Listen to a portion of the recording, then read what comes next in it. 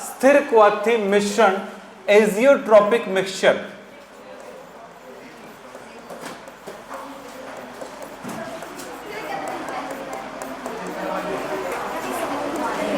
Hello, ध्यान रखो, एजियोट्रोपिक mixture क्या है? स्थिर क्वाथी मिश्रण, शब्द पे ध्यान देना। स्थिर मतलब क्या होता है? निश्चित, कांस्टेंट, चेंज ना होने वाला, यस, अपरिवर्तित। अब इसमें से कौन सा शब्द आपके दिमाग में बैठा मैं नहीं जानता। स्थिर क्वाथी मिश्रण, स्थिर क्वाथी, क्वाथी मतलब है क्वथनांक वाला, स्थिर क्वथनांक वाला मिश्रण। शब्द पे ध्यान देना बेटा। आप ये जानो, दो पदार्थ, दो द्रव आपस में घुले हुए हैं, तो क्या दोनों के क्वथनांक चेंज हो गए? मैं एक बात एग्जांपल दिखाता हूं। आपको पता है जल का, H2O का बॉइलिंग पॉइंट 100 डिग्री सेल्सियस होता है, ये बात सही है? और इथाइल एल्कोहल C2H5OH का बॉइलिंग पॉइंट 78 डिग्री सेल्सियस होता है, ये आपको पता है। अब इन दोनों को मिलाता हूं मैं, देखो H2O प्लस C2H5OH, ये दोनों को मिलाता हूं मैं, तो ये क्या बन गया? एक दूसरे का विलयन बन गया। यस, ये क्या बन चुका है? विलयन बन गया। पानी में इथाइल अल्कोहल घुला हुआ है, तो ये विलयन, ये सॉल्यूशन बन चुका है। अब जरा सोचो, मैंने इनको एक फ्लास्क में लिया, राउंड बॉटम फ्लास्क में, ये मैंने लिया है इसमें, ठीक है। जब मैं इनको बॉईल करूंगा, गर्म करूंगा, तो आपको, जब मैं इनको गर्म करूंगा,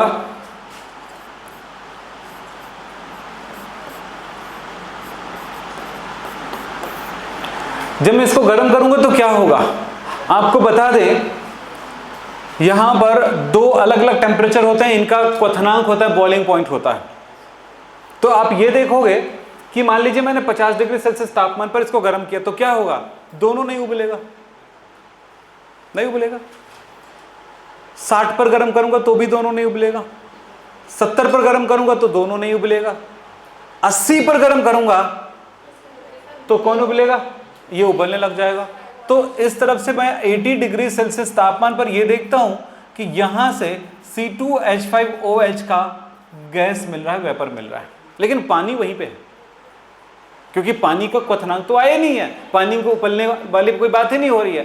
तो आप देख रहे हो, इस तरह से दोनों को, इसको गर्म करूंगा, इतना गर्म करूंगा कि ये एक को उबालना चाहता हूं, एक का वाष्प चाहता हूं और एक का नहीं चाहता हूं, तो क्या हुआ? 80 से 90, तो 90 डिग्री सेल्सियस पर गर्म करूं तो ज्यादा बेस्ट रहेगा, ज्यादा तेजी से उबलेगा कौन? अल्कोहल। लेकिन पानी तो नहीं होगा, अल्कोहल उबलेगा, पानी नहीं उबलेगा। तो क्या देख रहे हो आप? जब मैं इस क्रिया को बोलते हैं हम लोग आसवन, यानी कि जब उसको आगे जाकर के ठंडा कर दूंगा, यहां से क्या लगा दिया मैंने? कंडेंसर लगा दिया। आपने पढ़ा था ना कंडेंसर 11 में, चैप्टर नंबर 12 में, या चैप्टर 1 में भी पढ़े थे आप लोग। तो यहां से मुझे लिक्विड फॉर्म में क्या मिलेगा? लिक्विड फॉर्म में C2H5OH मिलेगा। कब? मैंने 90 डिग्री सेल्सियस तापमान पर गर्म किया। इसे सिंपल बात बता रहा हूं आपको, ध्यान से सुनिएगा, इस शब्द को समझने के लिए इसकी बहुत जरूरत है, ध्यान देना। यहां पे क्या करें उस पर बहुत जरूरी ध्यान देना, ठीक है? बार बार बोलो, ध्यान देना। किसी भी द्रव मिश्रण में उनके घटक द्रवों को जब उसको गर्म किया जाता है तो उसके घटक द्रव अपने अपने क्वथनांक पर उबलने लगते हैं। अगर मैं 100 पर गर्म करता तो दोनों उबल जाता, तो मैं चाहता हूं दोनों को अलग करने के लिए किसी ऐसे तापमान पर गर्म करूं जो उच्च बीपी वाले हैं उसके तुलना में कम ताप, और निम्न बीपी वाले हैं उसकी तुलना में अधिक तापमान रखूंगा, तो एक उबल जाएगा। यानी एक तापमान, अगर मैं 100 पर गर्म करूंगा तो क्या होगा पता है? ये बहुत ज्यादा तेजी से उबलेगा, ये भी उबलेगा, लेकिन इसकी जो उबलने का जो पार्ट, मतलब प्रक्रिया है, ज्यादा तेज होगा। मतलब हुआ क्या यार?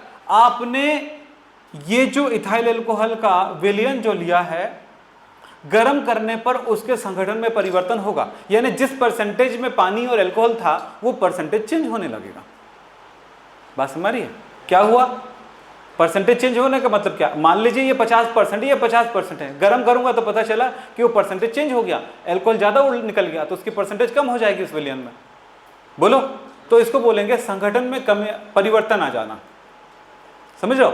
जब भी किसी द्रव मिश्रण को बॉईल करा जाता है या गर्म किया जाता है तो उसके संगठन में कोई परिवर्तन आ जाता है। जब भी इसका आसवन किया जाएगा तो उसके संगठन में परिवर्तन आ जाएगा, क्योंकि एक ज्यादा उबलेगा एक कम उबलेगा, सीधी सी कहानी है। लेकिन ऐसा भी मिश्रण होता है जिसे गर्म करने पर या आसवन करने पर उसके संगठन में कोई परिवर्तन नहीं आता है। ठीक है?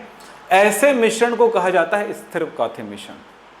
मतलब उसके क्वथनांक पर उसे उबाल करके अलग नहीं किया जा सकता। आप देखे थे मैंने इसको 78 से अधिक डिग्री टेम्परेचर रखूंगा, 100 से कम रखूंगा तो अल्कोहल अलग हो जाएगा और ये पानी नहीं अलग होगा। सही है? तो इस जगह पे क्या हुआ?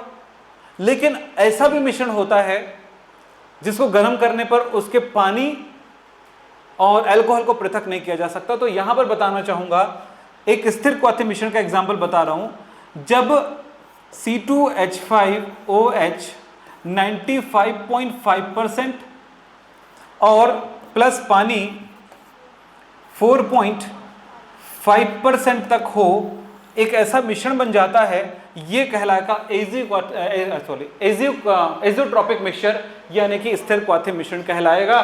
स्थिर क्वाथी मिश्रण, इसको आप बॉईल करो तो ऐसा नहीं होगा कि हमने 90 डिग्री सेल्सियस तापमान पर गर्म करेंगे तो ये निकलने लग जाएगा, ये रह जाएगा। वो जगह उबलता भी है तो दोनों साथ लेके उबलेगा, तो जो आसुत प्राप्त होगा यानी कि डिस्टिल्ड पार्ट प्राप्त होगा, उसमें भी परसेंटेज वही होगा, यहां भी परसेंटेज वही होगा। ये एक चौंकाने वाली बात है जो वैज्ञानिकों ने देखा। ठीक है? इसीलिए विलियन में आप चौंकाने वाली बात को लास्ट में पढ़ रहे हो। क्या हुआ है? ये तभी होगा जब पानी और अल्कोहल का परसेंटेज ये मिले, तभी ये स्थिर क्वाथी मिश्रण बनेगा। तब इसकी परिभाषा में एक शब्द आएगा, स्थिर संगठन वाला, एक निश्चित संगठन वाला ऐसा विलियन।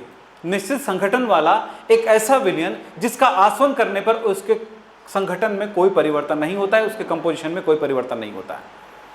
ऐसे विलियन को कहा जाता है स्थिर क्वाथी मिश्रण। क्लियर हो गया? बोलना नहीं। आपके सीजी बोर्ड में बहुत अक्सर पूछे जाने वाले प्रश्न हैं। सीजी बोर्ड, एमपी बोर्ड में ये पूछे जाते हैं, यूपी में भी पूछे गए हैं, बिहार में भी पूछे गए हैं, राजस्थान में भी पूछे गए हैं, लेकिन अलग अलग टाइम पे सबसे ज़्यादा पूछा गया है सीजी बोर्ड वालों को और एमपी वालों को सबसे ज़्यादा पूछा गया है ये प्रश्न। मैं आपको पहले बता देता हूँ, ठीक है? तो ये प्रश्न आपके यहाँ ज़्यादा आए, एमपी और सीजी में आपके यहाँ ज़्यादा। आपको पता है एमपी में जो बुक बिकते हैं वो कौन सी बिकते हैं? सीजी बोर्ड का है, सीजी वाले का ही बुक जाता है वहाँ पर। युगबोध और नवबोध की जो बुक है ना, प्रबोध वाली बुक ही जाती है वहाँ पे। एमपी में बहुत पसंद किए जाते हैं। इस बुक को अगर मैं इंडिया के किसी भी बच्चे को दिखा दूँ ना, वो पसंद करते हैं, क्योंकि उनके जो टेक्निक है ना लिखने का, मतलब शब्द रचना जो है, वाक्य रचना बहुत खूबसूरत है आपकी बुक का। ठीक है? इसीलिए बड़ी अच्छी बुक वाले हैं आप लोग, लेकिन एक कंटेंट्स में थोड़ी कमज़ोरी है, कंटेंट्स थोड़े कम है यहाँ पे। जितनी चीज़ें और ज़्यादा बताना चाहिए ना, वो कम है यहाँ पे। इसलिए बहुत सारे बुक्स लेने की ज़रूरत पड़ जाती है हम लोग, है। चलो इसको समझ में आया? तो इसको मिटाता हूँ बेटा, इसकी ज़रूरत नहीं है फिलहाल। इसकी परिभाषा और सारी जानकारी मैं आपको देता हूँ। ये लो परिभाषा, सोचो, पढ़ के देखो क्या मैंने जैसा समझाया वैसा कह रहा है ये? बोलो, पढ़ो पढ़ो पढ़ो। क्लासरूम में मजाक से नहीं बैठे ना, काम के लिए बैठे हैं। हाँ चलो बोलो। है इसमें सबसे पहला कंडीशन क्या है? निश्चित संगठन, यानी कि एक निश्चित कंपोजिशन होने पर ही ऐसा करता है। जैसे हमने किसी भी अनुपात में मिला दिया था ना, तो आसवन करेंगे तो उसमें अल्कोहल ज़्यादा उबल जाएगा, तो अल्कोहल का परसेंटेज कम होने लगेगा, पानी का परसेंटेज बढ़ने लगेगा, है ना? ये कब होगा? जब किसी भी उसमें हो, आसवन में हो तब। लेकिन जब एक निश्चित परसेंटेज में रहता है, और वो परसेंटेज हर एक पदार्थ में, हर एक विलियन में अलग अलग हो सकता है, याद रखना। तो हमें एक एग्जांपल याद रखना जरूरी हो जाता है, तो हमने अल्कोहल के परसेंटेज को याद रखा है। यहां पर निश्चित संगठन वाला ऐसा मिश्रण जिसका आसवन करने पर, बढ़िया परिभाषा है, परिभाषा को और दूसरे तरह से भी बोला जा सकता था, लेकिन वो परिभाषा जो आसानी से बोल सको वो मैं दे रहा हूं। मैं इसको ऐसे भी बोल सकता हूं, ऐसा निश्चित संगठन वाला ऐसा विलयन, ये जरूरी है लाइन बोलना, जिसे आसवन करके पृथक नहीं किया जा सकता है। अब ये लगना तो वही है, लेकिन यहां पर संगठन में परिवर्तन नहीं होगा तो फिर अलग कैसे कर पाओगे? ये भी तो बात हुई ना, दोनों एक ही बात को कह रहा है, इस बात को ध्यान रखें। तो यहां पर लिखा है उसके संगठन में कोई परिवर्तन नहीं होता है, स्थिर क्वाथी मिश्रण कहलाता है। एक एग्जाम्पल जो मैंने अभी बताया था, इसका एक निश्चित क्वथनांक होता है। एक बड़ी मजेदार और बात बताता हूं, आपने अभी एक चीज देखा था, आपको याद होगा, अल्कोहल और पानी। अल्कोहल का क्वथनांक 78 डिग्री सेल्सियस और पानी का कितना है 100 डिग्री सेल्सियस। तो ये पानी और अल्कोहल का अलग अलग क्वथनांक हुआ ना। तो ऐसा निश्चित संगठन वाला विलयन जिसमें उसके घटकों से अलग एक क्वथनांक होता है, यानी उसके दोनों के क्वथनांक अब इस विलयन में नहीं रहेगा, इसका अपना एक नया क्वथनांक होगा, ये बॉइलिंग पॉइंट होगा, इसका एक नया बॉइलिंग पॉइंट होगा, जिसको क्वथनांक बिंदु कहते हैं ना, क्वथनांक बोलते हैं, वो होगा। इसलिए इसका बोला गया एक निश्चित क्वथनांक होता है, जबकि किसी भी विलयन का अलग अलग क्वथनांक होता है। जैसे अल्कोहल और पानी का क्वथनांक दो अलग था, ठीक है, लेकिन जब निश्चित संगठन में आ गया, जो परसेंटेज बताया था, ये परसेंटेज जो बताया था देखो 95.6% इथिल अल्कोहल में अगर 4.4% पानी हो तो उस स्थिति में ये एक स्थिर क्वाथी मिश्रण बन जाता है और इसका एक अलग क्वथनांक होगा, ठीक है। अब एकदम इतने डीप में आपको बताने की जरूरत नहीं है कि क्या क्वथनांक होगा, कितना होगा, ये सब बताने की जरूरत नहीं है, इसलिए आपको कोई प्रेशर नहीं लेके चलने कि कितना क्वथनांक होगा। चाहो तो आप देख सकते हो, पुस्तक भी देख सकते हो, उस पुस्तक में लिखा होगा, ठीक है। चलिए साहब, आपको एक बात बताना चाहूंगा, स्थिर क्वाथी मिश्रण दो प्रकार के होंगे। पहला, निम्न स्थिर क्वाथी मिश्रण,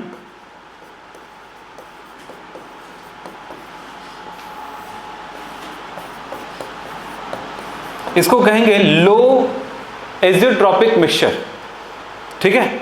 अब ये जो है निम्न स्थिर क्वाथी मिश्रण का मतलब जरा समझेंगे। वे स्थिर क्वाथी मिश्रण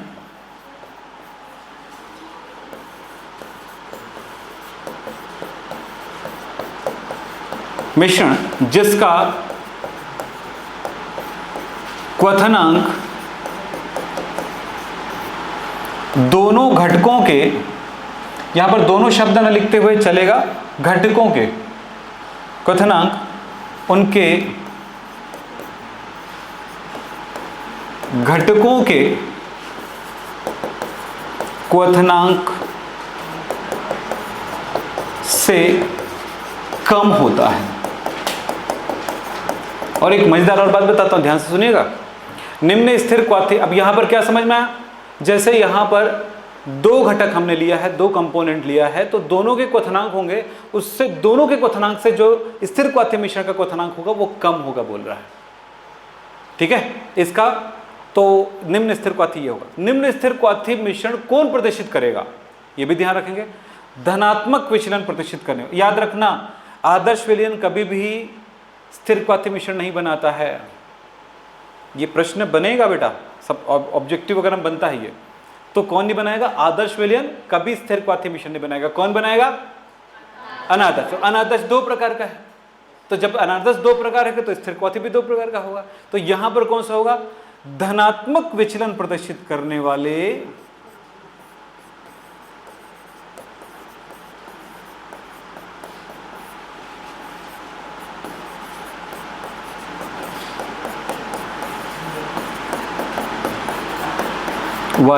अनादर्श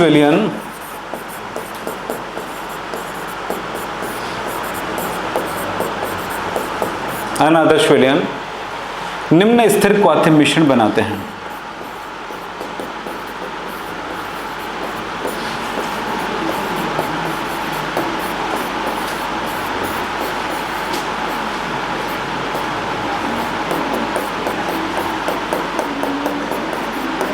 बेटा अब बताओ दूसरा क्या होगा, बोलो।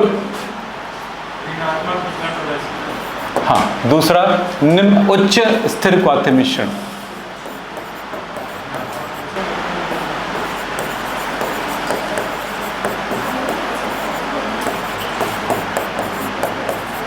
इसमें क्या क्या लिखोगे बोलो, उसमें क्या लिखोगे बोलो जल्दी से।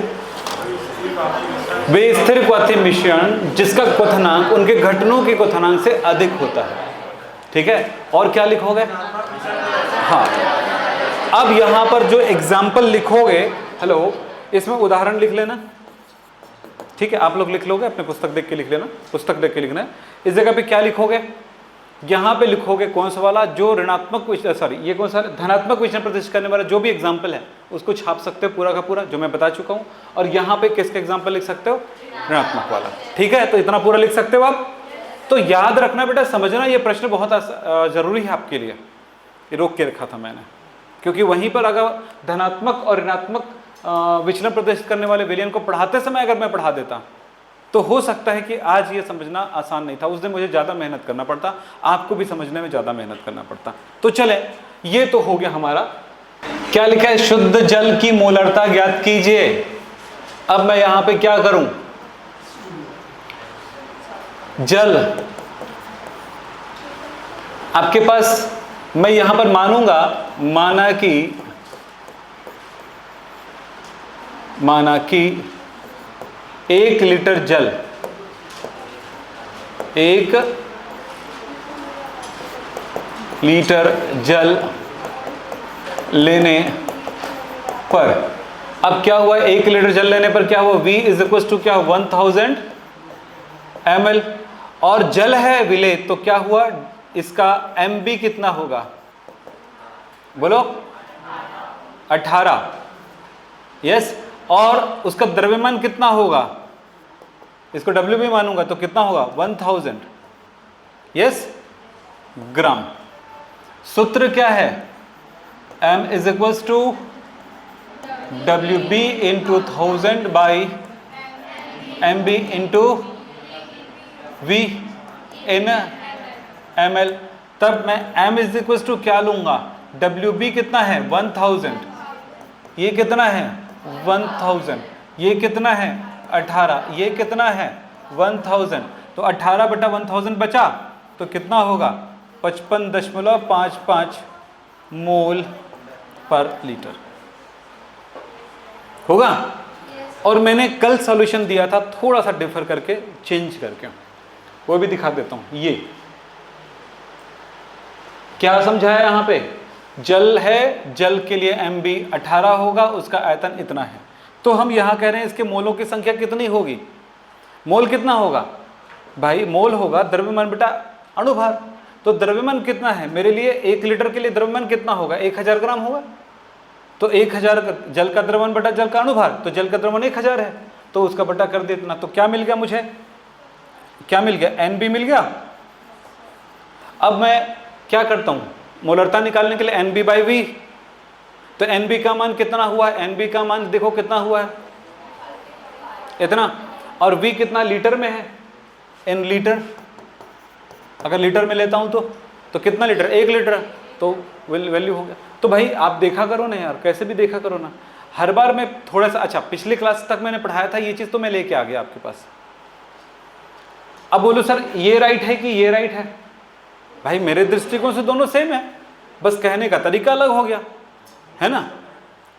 चलो अगले प्रश्न की तरफ चलते हैं। ये 2024 में आपके पास एक क्वेश्चन आया,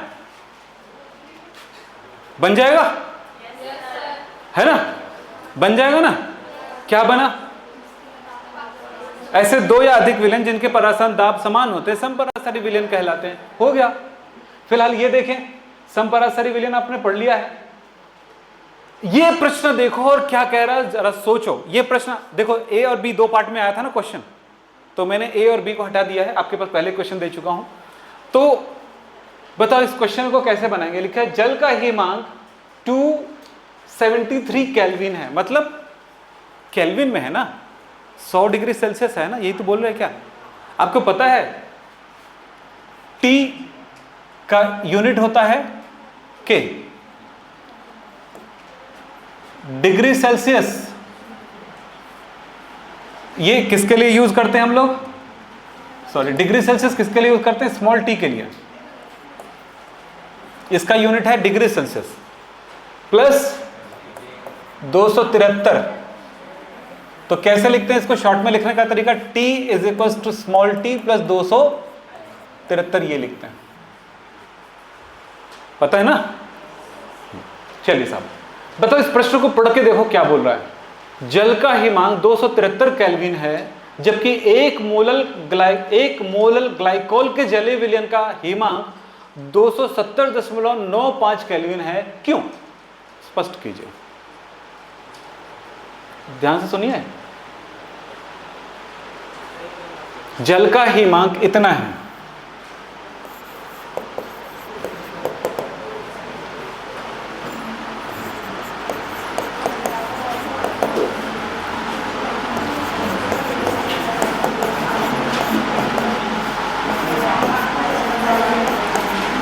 दूसरा फिर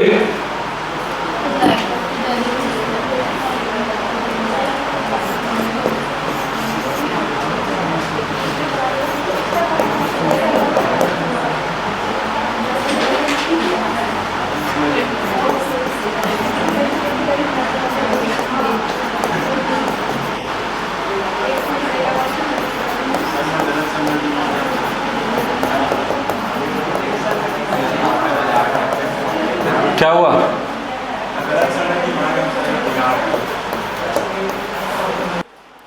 यहां पर आपको पढ़ने पर ऐसा लगता है यार ये तो कैलकुलेशन है, न्यूमेरिकल है। 95% नहीं बोलूंगा, 100% बच्चा यही सोचेगा न्यूमेरिकल बनाने के लिए बैठ गया। यहां पर कुछ नहीं दिख रहा है मुझे। क्यों नहीं दिख रहा है? क्योंकि क्या दिखना चाहिए था मुझे? जब मैं इसका कैलकुलेशन करूंगा ना तो ऐसा कोई वैल्यू मिलेगा ही नहीं मुझे। सर समझेंगे यहाँ पे क्या होता है। एक यहाँ पर सिर्फ ऐसे इसको भी अर्थ में निकाल सकते हैं हम लोग। इसका ये हो सकता है कि WA इज इक्वल टू 1000 ग्राम मुझे नजर आ रहा है, क्योंकि मोलल लिखा है तो 1000 ग्राम, ग्राम, ये 1000 ग्राम में दिख रहा है, ग्राम। और यहाँ पर NB का वैल्यू हमारे पास 1 नजर आ रहा है, देख लो आप, समझ रहे हो। यानी कि मेरे पास अगर कोई फॉर्मूला है मोललता का, मोललता इज इक्वल टू, तो ये हो गया NB बाई WA के बेस पर हम काम कर सकते हैं। WA कितना हो गया? अच्छा वहाँ पर 1000 लिख दिया तो इसको 1000 लिखना पड़ेगा, तो 1000 कट जाएगा N, तो M की वैल्यू 1। ये बात पता चल गया ना। दूसरी बात ये है, प्रश्न को थोड़ा सा ध्यान से हमेशा देखिए कि वो न्यूमेरिकल है कि नहीं है। अब यहाँ पर एक और बात है, मोलल अनमन स्थानांक, तो यहाँ पर मोलल यहाँ पर होगा delta TF is equal to, आपके पास मिलेगा KF इंटू NB लिख दूँ क्या? चलेगा? NB की वैल्यू तो हम पूरा ओपन नहीं कर रहे हैं, सिर्फ शॉर्ट ओपन कर रहे हैं। किसको? स्मॉल m को। तो स्मॉल m को शॉर्ट ओपन करेंगे तो ये लिखेंगे बाई WA। अब चूंकि 1000 लिख चुके हो, इसका मतलब मैं यहाँ पर 1000 लिख के भी काम चला सकता हूँ। मैंने WB बाई MB को NB लिखा है, तो कितना हुआ? इन ग्राम। तो ये भी वैल्यू पता है, ये भी वैल्यू पता है। पर प्रॉब्लम यह है कि मुझे इस जगह पर यहां से मुझे कुछ भी पूछा नहीं गया है, सब कुछ बता दिया गया है, इसका वैल्यू बता दिया गया है। देख लो, मुझे KF तो पूछा ही नहीं गया है। सो मुझे कैलकुलेशन की जरूरत क्या है ये पूछ रहा है। देख लो आप, बोलो मुझे कैलकुलेशन की जरूरत ही क्या है? तो यहां पर ये क्वेश्चन थ्योरेटिकल है। CG बोर्ड में इस क्वेश्चन को ये सोच के दिया होगा कि शायद यहाँ के बच्चे न्यूमेरिकल बनाने में असफल है, तो कम से कम सिर्फ थ्योरेटिकल क्वेश्चन पूछते हैं, थ्योरेटिकल क्वेश्चन पूछ देते हैं, बस रूप को न्यूमेरिकल रखते हैं। समझ रहे हो? तो ये क्या बोल रहा है? देखो अब सवाल हुआ कि हिमांक जल का इतना है और जब उसमें कोई एथिलीन ग्लाइकोल मिला देते हो तो उसके हिमांक नीचे गिर जाता है। आपको पता है इसको क्या कहते हैं? हिमांक अवनमन कहते हैं। तो यहां पर क्या बोला गया? इतना है, जबकि ये मिलाने पर ये हो जाता है। क्यों? स्पष्ट कीजिए। तो आप सीधा सा एक लाइन का आंसर है, किसी द्रव में अवाष्पशील विलेय मिलाने पर उसके हिमांक में अवनमन होता है, अतः इसके विलयन का हिमांक जल के, शुद्ध जल के हिमांक से कम होता है। कम है ना? ये देखो कहां पे ये कम है इससे। हम दुनिया भर के कचरा इसलिए किए कि आपको यह बात समझा सकें कि न्यूमेरिकल नहीं है। अब जितने भी बच्चे इसको बना के लाए होंगे सब गलत बना के लाए होंगे, समझ रहे हो? यहां पे उसका मार्क्स कट गया। तो याद रखना बेटा, जैसा प्रश्न जमाने से आ रहा है, ये प्रश्न कभी ऐसे जमाने से नहीं आया एक बार भी। न्यूमेरिकल न्यूमेरिकल होता है और थ्योरेटिकल थ्योरेटिकल ही होता है। ये भी पूछ सकता था अगर थ्योरेटिकल पूछना है तो, जल के हिमांक से एथिलीन ग्लाइकॉल वाले विलेन का हिमांक कम होता है, क्यों? थ्योरी बन गया वो। समझ रहे हो कि नहीं समझ रहे हो? मजाक में मत लो, एग्जाम का दिन मजाक नहीं होता है। आज जो प्रश्न बना सकते हैं ना, एग्जाम के दिन वो प्रश्न बिल्कुल नहीं बनने वाला। ये सोच के आज बनाने की कोशिश करो। और एक बात याद रखना बेटा, अगर तुम 70% भी मेहनत करके जाओगे ना, मैं गारंटी देता हूं कि आपको 80% मार्क्स मिलेगा। तुम 80% तैयारी करके जाना, तुम्हारा 90% मिलेगा। 90% करके जाना, 95 मिलेगा। 100 करके जाना, 100 मिलेगा, 100%। तो चलिए, ये हो गया, तो उत्तर मिल गया। क्या लिखोगे? बोलो क्या लिखोगे? इसका कोई महत्व नहीं है, तब इसका महत्व तो लिखेंगे ही नहीं। तो क्या लिखोगे? बोलो बोलो, क्या बोला था? जब किसी विलयन में अवाष्पशील विलेय, यानी कि यहां पर ब्रैकेट में लिख लो, ग्लाइकॉल मिलाई जाती है तो उसके हिमांक में अवनमन हो जाता है। अतः जल की तुलना में एथिलीन ग्लाइकॉल का हिमांक कम होता है। राइट, हो गया। अब क्या सोच रहे थे? भयानक लग रहा था ना, तो चलिए, उतना भयानक नहीं है। अगले क्वेश्चन की तरफ चलता हूं मैं। सिर्फ उस जगह पर एक शब्द लिख दिया जाता कि हिमांक अवनमन होता है, इसलिए बस एक शब्द वहां पे ढूंढा जाएगा। समझ रहे हो? यही प्रश्न दूसरे रूप में पूछा जा सकता था कि उसका क्वथनांक, यहां पर क्वथनांक होता, क्वथनांक 100 डिग्री सेल्सियस, और यहां पर क्वथनांक को ज्यादा बता दिया जाता, तब वहां पर शब्द आता क्वथनांक उन्नयन होता। छोटे छोटे लाइनों में आंसर होता है। हिमांक अवनमन, यार हम क्या लिखे? मोलल हिमांक अवनमन स्थिरांक को परिभाषित कीजिए। इसका क्या मतलब होता है? क्या? KF को परिभाषित कीजिए। आंसर कैसे लिखोगे? बोलो। आंसर लिखने के लिए इसके फॉर्मूला पता होना चाहिए। क्या फॉर्मूला पता है? Delta TF is equal to KF into क्या? छोड़ना, काहे कर रहे हो, है ना? तो ये हुआ हमारा फॉर्मूला। इस फॉर्मूले से हमारा आंसर मिल जाएगा। देखो चलो, क्या है? KF इंटू M, यही है ना? इसी को तो हम इंदाज फॉर्म में लिखते हैं डिटेल करके। तब हमें किसके जवाब देना है? KF is equal to del TF, यही है। जवाब मिल चुका है। देखो जवाब ये मिलता है कि प्रति मोलल, बटा है मतलब प्रति मोलल, यानी एक मोलर, प्रति मोलर मतलब एक मोलर विलयन के हिमांक में कमी या हिमांक पे अवनमन। हिमांक में कमी शब्द मतलब अवनमन होता है। अवनमन शब्द भी लिख सकते हो, अगर आपको कमी शब्द नया लग रहा हो तो अवनमन लिख सकते हो। अवनमन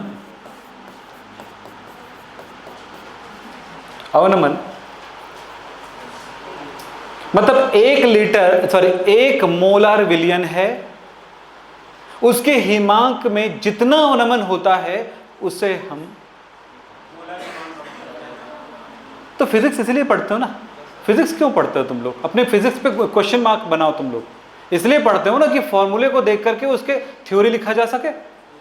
कि इसलिए पढ़ते हो कि क्वेश्चन आंसर लिखा दिए टीचर ने, आपने लिख के चले गए, रट्टा मार के लिख दे, पॉसिबल नहीं बेटा ऐसे में सक्सेस होना। तो ये लिखा हुआ है, तो ये लिख सकते 1 मोलल विलयन के हिमांक में अवनमन को क्या कहेंगे? मोलल हिमांक अवनमन स्थिरांक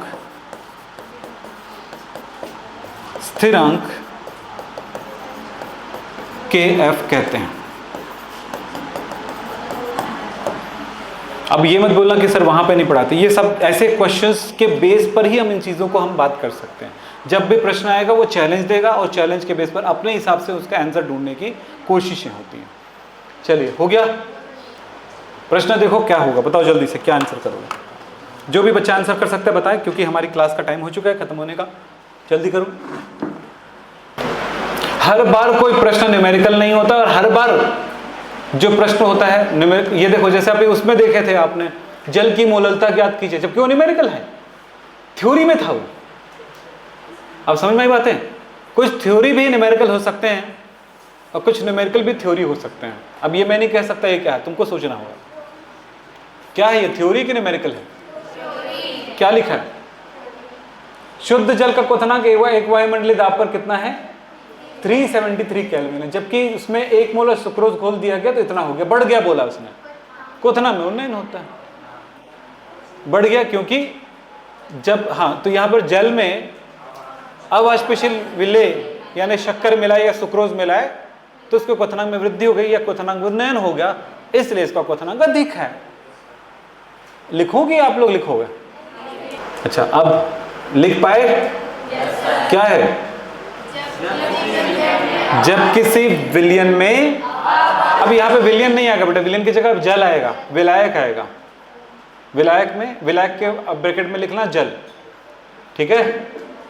थोड़ा सा जैसा है बोलते हैं, जैसे क्वेश्चन रहता है वैसा आंसर करना है ना। क्वेश्चन ऐसे है, यहाँ पर जल है, जल में क्या बोले, अवाष्पशील विलेय, विलेय में क्या आएगा, सुक्रोज, ब्रैकेट में सुक्रोज कर लो, घोला जाता है, ठीक है। उसके बाद क्या हुआ, उसके विलयन में नहीं, उसके क्वथनांक में वृद्धि हो जाती है, ठीक है। अतः सुक्रोज के विलयन का क्वथनांक अधिक होता है, ठीक है। हो गया आंसर। सामने वाला यहां पर आपको कैलकुलेशन पूछ ही नहीं रहा है। अच्छा ये भी प्रश्न पढ़ के देखो, ये बनेगा कि क्या, ये तो आसान है। यहां पर दिया है 20% पोटेशियम आयोडाइड, गिवन क्या है, दिया है आपके पास B है KI पोटेशियम आयोडाइड, तो MB क्या होगा, मोलरता ज्ञात करना है ना, प्रश्न में पढ़ लिया हूं। तो MB क्या है, MB क्या होगा, K का कितना होता है 39 प्लस आयोडीन का होता है 127, तो कितना हो जाएगा बोलो, 9 और 7 16, 3 और 3 6 और 6 ही हुआ ना, तो ये 166, ठीक है। और यहां पर आपको लिखा है 20% पोटेशियम आयोडाइड, तो द्रव्यमान में द्रव्यमान की परसेंट दिया है, इसका मतलब यह है 20% पोटेशियम आयोडाइड है। देखो मैं आपको दिखाना चाहता हूं, 20% KI, इसका क्या मतलब हुआ, इसका मतलब हुआ कि 20 ग्राम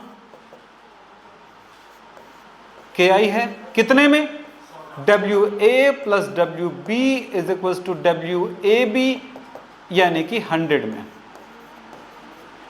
हो तो क्या, विलयन की मोलरता ज्ञात करना है।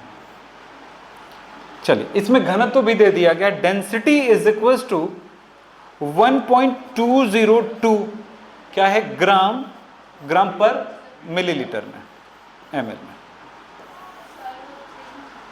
क्या बोले बेटा, 2 है क्या, 2। चलो मैं आपको इसके यहां तक ही अगर आपको समझ में आ गया तो पूरा बात समझ में आने लगे। अब क्या निकालना है बताओ, फाइंड क्या करना है,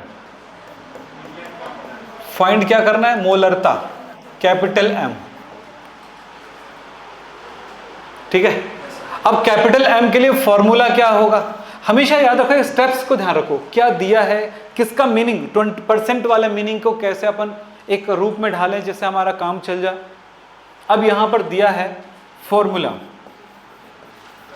धीरे धीरे बनाते जाओ ना, अपने स्टेप्स को में आगे बढ़ते जाओ बेटा। न्यूमेरिकल नहीं करोगे तो आपका बहुत सारे मार्क्स कटेंगे, क्यों, क्योंकि आपके चैप्टर 1 2 3 4 और 5 ये 5 चैप्टर है जिसमें न्यूमेरिकल्स है। समझना है प्रश्न वो क्या बोल रहा है। फिर उसके बाद फॉर्मूला कौन सा लगेगा, M इज इक्वल टू, बोलो हाँ 1000 बाई इंटू वी। प्रॉब्लम ये कहां से आ गया बोलो? वी दिया है इसमें, तो दिया है ना, क्या दिया है? विलयन का द्रव्यमान तो दिया है, विलयन का आयतन नहीं दिया है।